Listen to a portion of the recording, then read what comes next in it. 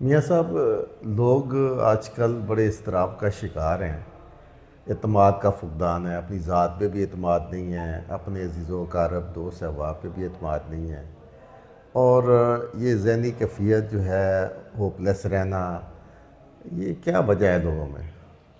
سب سے بڑی بات ہے کہ اپنے آپ پہ تو اعتماد نہیں ہے۔ میں جو دیکھ رہا ہوں اللہ پہ بھی اعتماد نہیں ہے، اللہ پہ بھی ہمارا بھروسہ نہیں ہے۔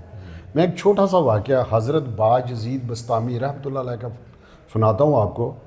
کہتے ایک نوجوان نے نا مجھے لاجواب کر دیا، اس نوجوان نے مجھے لاجواب کر دیا۔ وہ نوجوان مجھ سے پوچھتا ہے، حضرت آپ یہ بتائیں زہد تقوی کیا ہے؟ تو میں نے بتایا اسے کہ تقوی یہ ہے، زہد یہ ہے، اگر مل جائے تو الحمدللہ کر کے کھا لیتے ہیں، اور نہ ملے تو صبر کر لیتے ہیں۔ صبر کر لیتے تو اس نوجوان نے نا آگے سے بڑا پیارا جواب دیا۔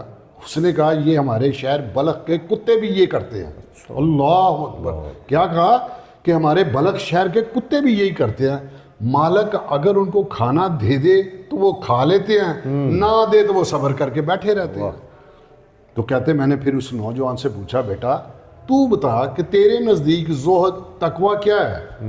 اس نے بڑا خوبصورت جواب دیا کہ میرے نزدیک یہ ہے کہ جب مجھے اللہ دے تو میں بانٹ دوں، کھانا نہیں بانٹ دوں، اور جب نہ دے تو صبر کر لوں۔ حضرت باجزید بسطامی رحمۃ اللہ کہتے ہیں کہ میں پہلی مرتبہ لاجواب ہو گیا۔